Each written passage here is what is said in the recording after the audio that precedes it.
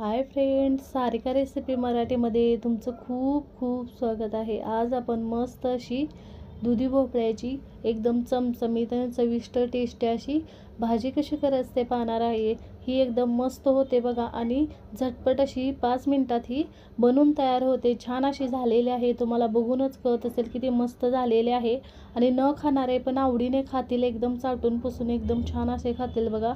तुम्हाला बघूनच कळत असेल, तुम्ही पण या पद्धतीने नक्की करून बघा। तर चला वेळ न घालवता आपण व्हिडिओला सुरुवात करूया। इथे बघा, सर्वप्रथम मी एक छोट्या आकाराचा भोपळा घेतलेला आहे। या आकाराचा तुमच्याकडे मोठा असेल तर अर्धा घ्या आणि हा मी कट करून घेणार आहे। स्वच्छ धुवून घेतलेला आहे सुरुवातीला मी, आणि या आकारामध्ये मी कट करून घेतलेला, तुम्ही हव्या त्या आकारामध्ये कट करून घेऊ शकता। ही भाजी आपण कुकरमध्ये बनवणार आहे, त्यामुळे मी इथे कुकर गरम करायला ठेवलेला आहे आणि त्यामध्ये एक मोठा चमचा मी तेल घालून घेतलेला आहे। आता तेल थोडंसं गरम झालं की त्यामध्ये थोडीशी मोहरी घातलेली आहे, त्याचबरोबर थोडेसे जिरे पण घातलेले आहेत। जिरे आणि मोहरी छान असे फुललेले आहेत। त्यामध्ये 7 ते 8 कढीपत्त्याची पाने घालून घ्यायची। कढीपत्ता पण 1 मिनिट छान असा परतलेला आहे।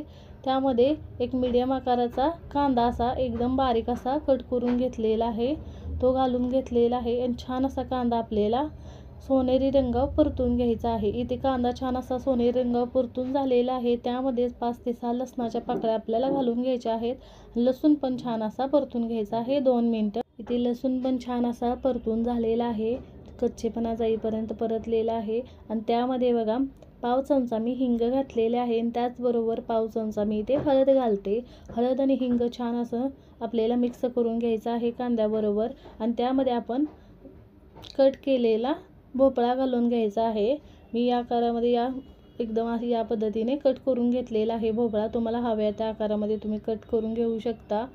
आता भोपळा घालून घेतलेला आहे, आपल्याला भोपळा त्यामध्ये छान असं 2 मिनिटं परतून घ्यायचं आहे। असा छान असा परतून घेतला की छान अशी चव लागते भाजीला। इथे मी भोपळा 2 मिनिटं परतून घेतलेला आहे। आता त्यामध्ये आपल्याला लाल तिखट घालायचं आहे। इथे मी 1.5 चमचा लाल तिखट घातलेला आहे, तुमच्या आवडीनुसार तुम्ही लाल तिखट घालू शकता।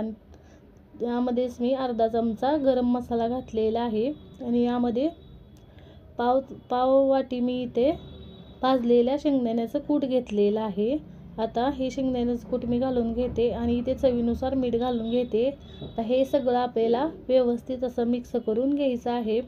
इथे मी सगळं छान असं हे व्यवस्थित 2 मिनिटं मिक्स करून घेते बघा भोपळ्याबरोबर हे छान असं मिक्स करून घ्यायचं आहे बघा। हे छान व्यवस्थित असं मी भोपळ्याबरोबर मिक्स करून घेतलेलं आहे। इथे बघा, मी अर्धी वाटी पाणी घालून घेते। भोपळ्याला तसं पाणी सुटतं, त्यामुळे जास्त पाणी घालायचं नाही। मी अर्धी वाटी फक्त पाणी घातलेलं आहे। आता याला बघा उकळी आलेली आहे। आता गॅसची फ्लेम एकदम बारीक करायची, लो करायची आणि झाकण लावून आपल्याला फक्त 5 ते 6 मिनिटे याला शिजवून घ्यायचं आहे। आणि याला शिट्टी करून घ्यायची नाही, आपल्याला फक्त 5 ते 6 मिनिटं शिजवून घ्यायचं आहे। भोपळा शिजायला तसा जास्त वेळ लागत नाही, फक्त 5 ते 6 मिनिटं शिजवून घ्यायचं आहे झाकण लावून। इथे बघा, भोपळा छान असा शिजलेला आहे बघा। 5 ते 6 मिनिटं झालेले आहेत। मी कुकर थंड करून छान असं झाकण काढून घेतलेलं आहे बघा। ते बघू शकताय तुम्ही, छान असं 5 ते 6 मिनिटं मी फक्त याला शिजवून घेतलेलं आहे झाकण लावून। छान असा हा भोपळा आपला शिजलेला आहे आणि छान अशी भाजी आपली तयार झालेली आहे। तुम्ही बघू शकताय, छान भोपळा असा शिजलेला आहे बघा। आणि भोपळा शिजायला तसा जास्त वेळ लागत नाही। छान अशी आपली भाजी 5 ते 6 मिनिटात तयार झालेली आहे।